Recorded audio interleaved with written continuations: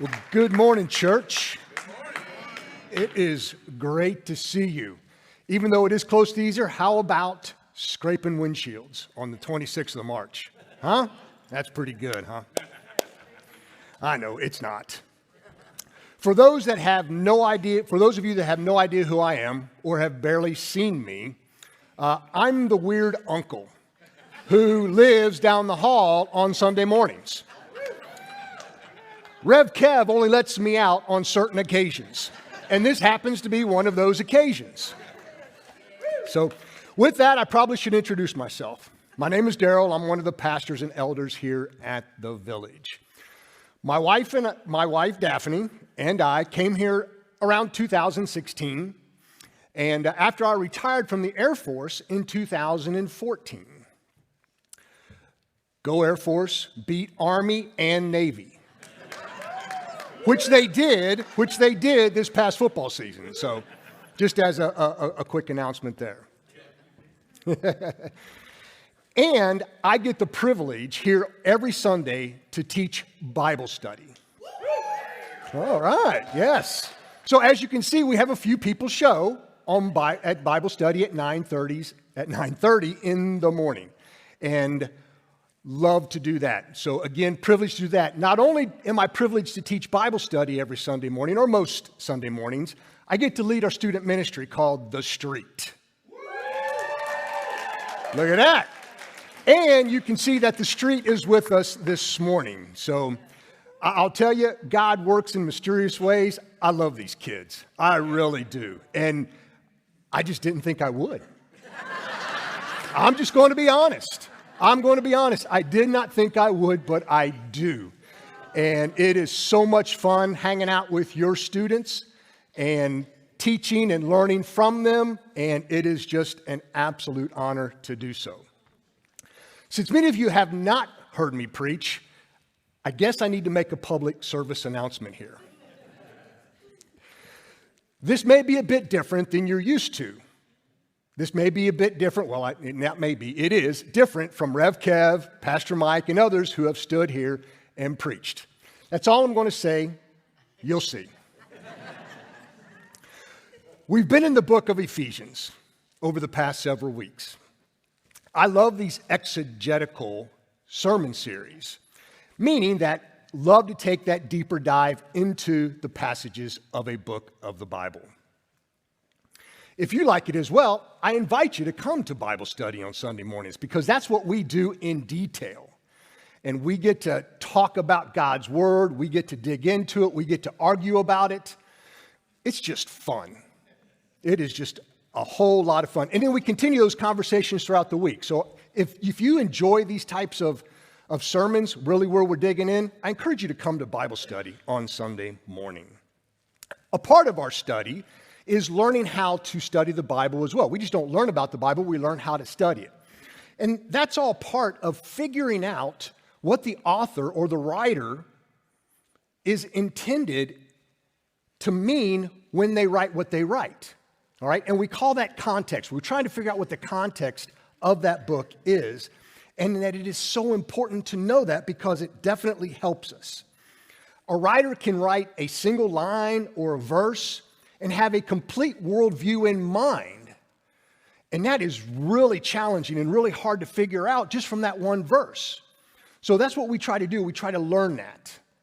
And we try to know that because it makes the text so much richer if you do know that. So here's what I want to do this morning. I want to do that. I want to take us and try to take us into Paul's mind and understand his worldview just a little bit better when it comes to the spiritual realm. And I also want to try to answer a few of the questions that many of us have on the passage that we're going to read this morning. And in doing that, I'm going to break all the rules of preaching. So, yes, we all have a handbook that we carry around. This is how you preach. And again, I'm going to break those rules. Number one, I'm going to read a lot of Scripture. So just hang on. Not only that, I'm going to introduce an unfamiliar idea to many of you. You're not supposed to do that. I'm going to do that. But don't worry, it's biblical. And then last, I'm going to introduce you a number of themes that come from the Bible, and I'm going to try to connect them all. And I'm going to try to do that in 30 minutes, which is crazy. I'm sort of mad at Rev Kev for giving me these passages and only giving me one time to preach. Because we could preach on this for weeks and weeks, but I've got 30 minutes, so here we go. But in the end, I don't want the conversation to end right now. Because again, what I'm going to be talking about is so important for us to know. So I'm encouraging that we continue, and I'm just going to say coffee, anyone. Be happy to sit down and have coffee with you and continue to talk about what we're just going to basically introduce this morning. So what I'm trying to say is it's going to be a roller coaster ride for the next 30, hopefully next 30. So here's what you need to do. Hands and feet inside the car, buckle up, bar down until you hear a click, and let's roll. Hopefully you remember what Rev Kev has been teaching us on the book of Ephesians. Okay, we're going to continue to build on what he's been talking about and what Pastor Mike has taught. Last week it was unity. It was unity, in case you were not here. And this topic is so important to Paul. He mentions it in most of his letters, if not all of his letters. So again, it is so important. And we're going to build, our build is going to be off of that, and it has 4 objectives. Now, I mentioned I'm in the military. This is not a military briefing, but I am going to give you 4 objectives, and they're in your bulletin. Okay, and you can take a quick look at them. So I'm going to show why unity is a matter of life and death. I'm going to show, hopefully, the spiritual realm exists. Show unity is influenced by that spiritual realm. And lastly, some solutions for unity. I know that seems a lot, and it is. But I want to provide us some structure as we now press forward. So let's jump in today's passage. Ephesians 6, and this is in your bulletin as well. Verse 10, finally be strong in the Lord and his mighty power. Put on the full armor of God so that you can take your stand against the devil's schemes. For our struggle is not against flesh and blood, but against the rulers and the authorities, powers of dark world, and against the spiritual forces of evil in the heavenly realms. Therefore, put on the full armor of God so that when the day of evil comes, you may be able to stand your ground, and after you've done everything, to stand. Are you kidding me? There is so much in that passage. All right, so I'm going to pull out a couple of hopefully interesting ideas and share them with you this morning. But I'm going to stop here because if you continue on, that's when Paul talks about the actual armor of God. As a matter of fact, the women are talking about this every Tuesday and Wednesday. So if you're not attending that Bible study, I encourage you to do so. And that may be one reason I wanted to stop here, because I didn't want to be compared to Priscilla Shire. I didn't want any of you ladies coming up and say, she said it this way. All right, yep, she may have. I don't want to get into that comparison, so I'm just leaving all of the armor of God to her in teaching you ladies. But I'm praying that you'll be able to track with me. I really am. Because we have to pull a thread of the Bible. We have to know what Paul was thinking. We have to have some anchoring points of God's story for us to grasp what's happening here. And I'm thinking that Paul had this idea in mind when he was writing about unity and this passage. And it is this: God wanted a family. Not only did God want a family, he wants a family. Now, if this is new to you, you need to hang on to that, because that is absolutely critical to our understanding of God's story and the Bible. God wanted a family. God wants a family. So why do I say that? Genesis 1, start at the beginning. We always go back to the beginning, right, Street? A little more enthusiasm next time, please. Genesis 1, verse 27. So God created mankind in his own image. In the image of God, he created them. Male and female, he created them. This question has been around forever. Why did God create us? Okay, I just told you that he wanted a family, and that's true. But not only that, he wanted to share his nature, his character, his attributes. Basically, in a simple way to say that, he wanted to share him and his goodness. And what better way to do that is to create and share it with them. That is what we're talking about when we read those. He wanted to share his goodness. And not only that, he created us in his image. Okay, another question. What does that mean? What does that mean? He wanted us to represent him. To represent him. And we call that being an image bearer. That's what God wanted. That's what our purpose is to be an image bearer. I want to periodically recap as we continue to roll through this, because I'm rolling fast and I know. All right? So again, we're going to pop up a quick recap. All right? Number one, God wants a family. God wants his family to represent him. Keep a hold of that. All right? So let's dial into one of the verses that I just read earlier in Ephesians 6. And it's going to be verse 12. For our struggle is not against flesh and blood, but against the rulers and authorities and against the powers of this dark world and against the spiritual forces of evil in the heavenly realm. Woo, that's a lot. That's a lot to tackle. So our next question is this. Who are these? Who are these rulers, authorities? Paul uses dominion in another set of verses that he writes. Powers of darkness. You know, again, what is all of this? Is it heavenly? Is it earthly? Is it both? Is it neither? Does Paul have anything else to offer on this? Well, I'm glad you asked, because he does. Ephesians 3, verse 10. What does he say? His intent was that now through the church, the manifold wisdom of God should be made known to the rulers and authorities in the heavenly realms. Okay, Paul gives us a clue. All right, but interesting, I thought that the rulers and authorities would be earthly. What do you think? Earthly? Yeah. And if you did think that, you're right. They are earthly as well. And some of those earthly rulers has affected my life and affected my family's life. So what am I talking about? I'm talking about that, again, as I mentioned earlier, I served in the Air Force for 27 years. And I got a few paid vacations to beaches far away. Now, if you didn't note that sarcasm, which some of you did, those beaches included no water, a lot of sand, and a lot of heat. All right?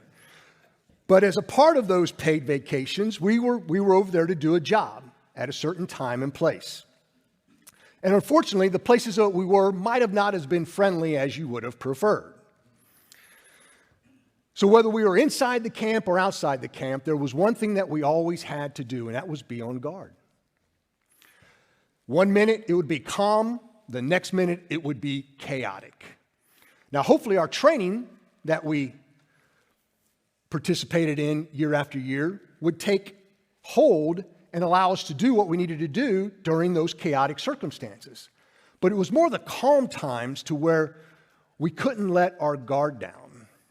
And I remember a time that we were going to jump on a transport and head to another location, and I've got my flak vest on, and I'm boarding the aircraft. And the loadmaster, who's the guy who works in the back of the aircraft, says, "Sir, you need to take that off." I don't want to take that off. It's a flak vest. I'm wearing it for a purpose. He said, "No, you need to take that off." And I says, "Okay, well, what do you want me to do with it?" He says, "I want you to sit on it." And I says, "That's not going to do me any good if I'm sitting on the flak vest that I should be wearing."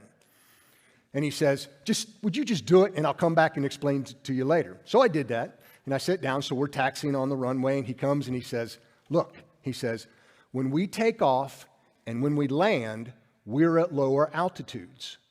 When we cross the perimeter of the base, we're in unfriendly territory. And guess what they're going to want to do? They're going to want to shoot the bottom of the airplane."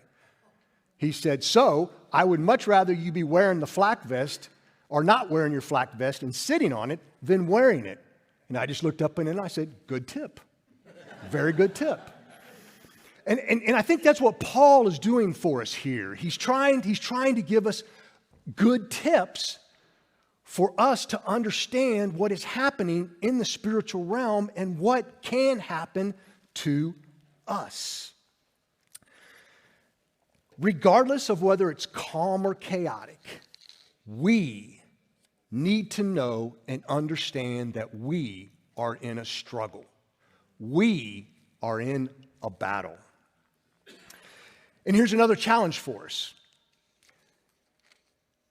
We either don't realize that, or we minimize it, or we don't understand it the right way. A lot of confusion surrounding this topic. So why do I say that? Why do I say we do not understand it? What did Paul say again? Our struggle is not against flesh and blood. That's what Paul said. Yet that is exactly what we do. We struggle with one another. Sometimes we even fight one another. What does Paul tell us? What's the good tip? So if our struggles are really against the powers of darkness, evil forces in the heavenly realms, who are these powers? Who are these forces? Where did they come from? How do they work? Man, all tough questions. And this is where the teaching gets hard, because we don't see the world as Paul saw it, as he wrote. But let's do our best. Let's take a few minutes and try to get some answers to those questions. So again, we're headed back to the beginning. What happened in the beginning? We're in the garden. What happens? A serpent. A serpent approaches Adam and Eve. And what does the serpent do? He tempts Adam and Eve. He tricks Adam and Eve. And of course, they fall for it.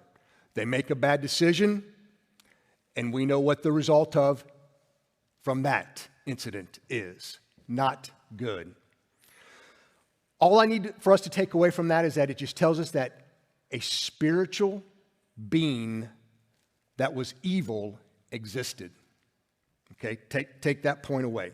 But Paul had that, not only that in mind, but he had more in mind. Because throughout his letters, he uses rulers and authorities, principalities, powers, dominion, all these plural nouns. So where do these come from? Where do these come from? Well, the biblical record tells us that they come from a rebellion. Not only one rebellion, maybe two or even three rebellions is where these spiritual beings have come from. I mean, we can take a look at a couple of verses in Isaiah 14 and Ezekiel 28. From those, and Rev Kev has talked about those a number of times, so I'm not going to read those, but those are the passages that talk about a spiritual being fallen from heaven. He had pride in his heart, and God had to boot him from heaven, who we call the Satan. He's been put on the earth. So those passages show us that that was a rebellion. But at some point, others followed him. And this is where it gets a bit interesting.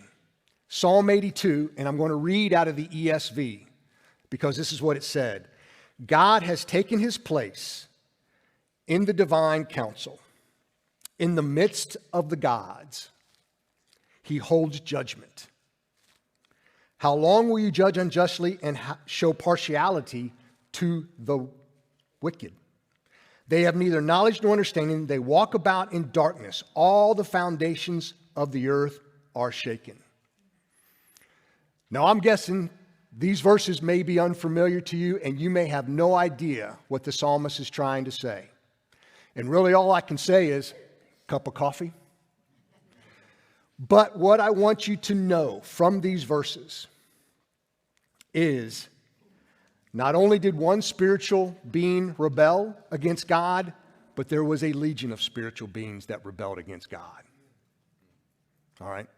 So what I'm trying to do is I'm trying to show you who our enemy is. And again, the backstory to what I just read is absolutely fascinating.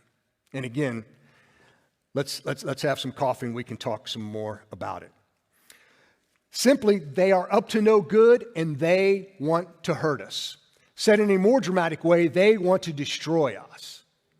And so I say, well, what did we do? What did we do to have all of this opposition thrown our way? And the answer is we were and are loved by God. That's what we did. God chose to create us and love us. And not only that, we hold a special status with Him. And as important, He created us for a purpose. Remember what I talked about. We are His image bearers. Now, here's where we need to throw in another challenge. Spiritual warfare is often taught from an individualistic perspective. And it is, of course. We do want to be aware of what the enemy is doing, and it is about you and I, but it is so much more. So much more. The enemy's objective, yes, it is you and I, but the serpent and his legion are bent on destroying the church, is bent on destroying us collectively. What does the enemy fear the most? Have you ever thought about that? What the enemy fears the most? Just give that a thought for a second. Here's my thought, is that he fears his creation, his desired family, to unite together and show and share him. That's it. That's what he wants. He wants to destroy, he being our enemy, wants to destroy anything associated with that. Because he loathes that. Just like he loathed God, and God put him out, he loathes us because we love God. Think about that. Just let that set in for a second. So if God's family is destroyed, then who's left to show and share him? Think about that. So this is the reason Paul preaches on unity. This is the reason Paul told us that the struggle is not against flesh and blood. The struggle is not against one another. And these are the reasons that the evil spiritual realm wants to cause disunity. Plain and simple, they want to divide us. They want to divide us. They want to pit us against one another. So we need to understand that there are those dark powers that influence individuals and institutions, believers and unbelievers. So, and I picked that word deliberately, influence, because that's the operative word here. Ephesians 2, verse 1. As for you, you were dead in your transgressions and sins, in which you used to live when you followed the ways of this world and the ruler of the kingdom of the air, the Spirit who is now at work in those who are disobedient. All of us also lived among them at one time, gratifying the cravings of our flesh.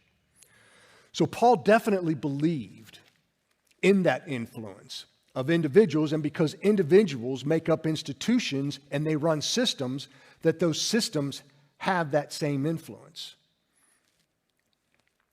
Now, I want to be clear, okay? This is always a dangerous subject to talk, because so many of us want to go to demonic possession and oppression, okay? And there are differences between those. I am not talking about possession, especially if you're a believer, okay? But I want to talk about the temptation from the spiritual realm is what I want us to focus on, because it does exist. It does exist, and those temptations are to the individuals and the institutions, all right, that have a bearing on how that affects us. Now, whether the enemy is behind every temptation, that's just a matter of speculation. It really is. But we can't give him too much credit, but we can't ignore him either. And that's why this becomes such a difficult subject to talk on. So I'm just going to say that again. We can't give him too much credit, but we can't ignore him either because of all of the reasons that I've been discussing up until this point. So let's give another recap. All right. Number one, God wants a family. Number two, he wants us to represent him. Number three, we're in a struggle that's taking place in both the spiritual and earthly realms. And then last, we are influenced and we are targets for destruction. I said it that way. I wanted it to be a bit dramatic because I believe it to be true. And I'm hoping that you will too if you did not when you walked in here. So what do we do about this? Well, it's our last objective, and that's talking about what are the solutions? What do we do? I'm going to start with Romans 13, verse 13. Let us behave decently as in the daytime, not in carousing and drunkenness, not in sexual immorality or debauchery, however you like to say that, not in dissension and jealousy. Rather, clothe yourselves with who? Clothe yourselves with the Lord Jesus Christ. And do not think about how to gratify the desires of the flesh. So Paul's tipped us off twice here in these last two passages. It has something to do with our flesh, okay, as a big part of what we've been talking about here. But what do? We clothe ourselves with Christ. Okay, this is not a lesson on behavior, as Paul introed. It's not what it's about. But it is a lesson on how we combat our enemy. And it starts with clothing ourselves with Christ. Ephesians 1, verse 19. And his incomparably great power for us who believe. That power is the same as the mighty strength he exerted when he raised Christ from the dead and seated him at his right hand in the heavenly realms, far above all rule and authority, power and dominion, and every name that is invoked, not only in the present age, but also in the one to come. I hope the hairs are standing on the back of your neck after listening to that. Whoo! We like to say in the street, that was an Mufasa moment. And hopefully you know what that is. If you had kids, you should, unless you're just kids or too young. That is an Mufasa. Woo! There's something there. I love those verses in Ephesians 1. Jesus has overcome. Let me say that again. Jesus has overcome. He is above all that we've just talked about. The powers are no longer in control. They are no longer in control. And he is the one that sets our desires. We have his power, if you believe.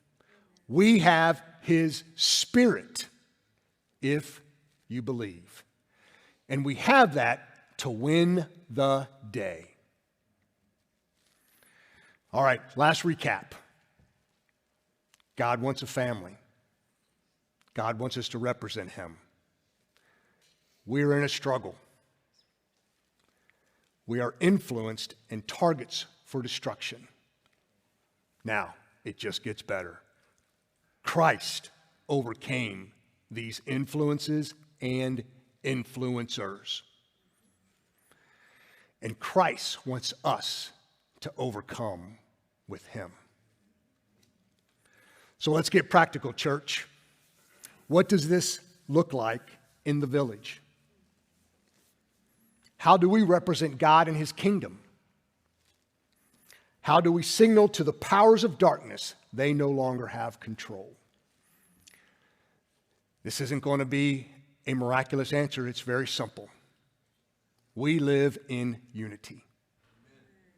We live in unity. That's how we signal, and that's how we tell the powers they are no longer in control.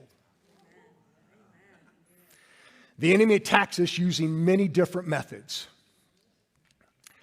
We're always looking for that direct attack. Nah, that's not his primary move. He loves to try to outflank us. Loves to try to outflank us. It's the subtleties. It's the, oh, I wasn't looking for that one. That's how he tries to pit us against one another. So what are the two outflanking movements used most by our enemy? I think it's these two: gossip and slander. I believe that it's those two that he uses to outflank us and influence us. And those are the ones that we first and foremost have to be on guard for. Here's a fun fact for you. Did you know slander in the Greek word for the devil or demons that's sometimes used is diabolos? Do you know what the definition of that word is? Slander. Slander and accuser. So there is a direct association between the devil and how it's identified in the New Testament and slander. Talk about that at the water cooler tomorrow morning at work. When we do that, when we gossip, when we talk negatively about one another, when we slander one another, what are we doing? We are feeding our own flesh. We are not even thinking about Christ and what he desires. We talked about clothing ourselves with Jesus Christ. When we gossip, when we slander, we're not clothing ourselves with Jesus, ladies and gentlemen. We are clothing ourselves with the enemy. I know you don't want to do that. I don't want to do that. But when we do that, when we speak ill of one another, that's exactly what we're doing. Two more passages and I'm done with my list of scriptures. But if you're interested, I'll be happy to stay behind and share everything that I've got. Ephesians 4, verse 1, as a prisoner for the Lord, then I urge you to live a life worthy of the calling. What is our calling? To show and share him. First and foremost, you have received. Be completely humble and gentle. Be patient. The list only gets harder. Bearing with one another in love. Make every effort to keep the unity of the Spirit through the bond of peace. I mean, for crying out loud, we have t-shirts that talk about that here at the village. We have a t-shirt for almost everything. But that's one of them. Love one another, the greatest commandment, or what Jesus says to them, his disciples, when he says, love one another, they will know you by our love. He says that. We have a t-shirt made. Let's just not only wear the t-shirt, let's wear Christ. Each and every day. Let's wear him. It's the only way to keep unity. Be strong in the Lord and in his power. Just as Paul said. 2 Corinthians 10, verse 3. For though we live in the world, we do not wage war as the world does.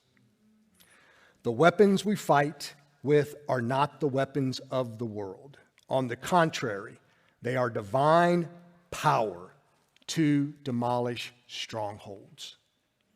The powers. We demolish arguments and every pretension that sets itself up against the knowledge of God. And we take captive every thought to make it obedient to Christ. I love that. Now, I know it's practically impossible, but I'm not going to stop loving that. I'm not going to stop striving, and I want you to do that with me. This is how we represent. This is how we represent God and his kingdom. This is how to be a family. It's the family of God wanted in the beginning, and it's the family he wants now.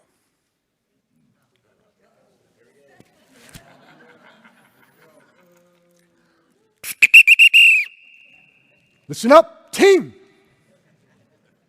All eyes on me. I know your heart. I've seen it. It's the why so many of you love this body of believers. I've seen it. But if we're honest with one another, sometimes we're like Peter in the boat. We know what to do. We know what we should do. But as soon as it gets chaotic, as soon as we see problems, as soon as we don't like something, we let the powers influence us. We see the chaotic waters, and we let him influence us. And we sink. But there's good news. There is good news. Just like for Peter, Jesus is reaching out his hand. He's reaching out his arm. He's got his hand open, and he's just waiting for us. Church, I beg you to reach out to him. Rely on him. Reach out to one another. Rely on one another. Rely on one another. For our struggle is not against flesh and blood. We do not face each other. We stand shoulder to shoulder, and we face in the same direction. And direction always points us to Christ. Every time, arm in arm, shoulder to shoulder, nothing in our way. We can only do that as a team together. Hear my words, church. Let's win the day in Christ. Bow with me. Heavenly Father, Jesus, the Christ, Spirit, Lord, thank you for this time this morning. Thank you for giving me these words. But Lord, it's not about my words, it's about what we do with them. Lord, I just pray that we will accept them and do them and love one another like you want us to do. Lord, I praise you and I thank you for what you've done and what you do and what you're going to do, because you sit at the right hand of the Father and you're there with all the power and authority that we need. Lord, help us trust in that, help us believe that, and help us do what you want us to do. In Jesus' name I pray, amen.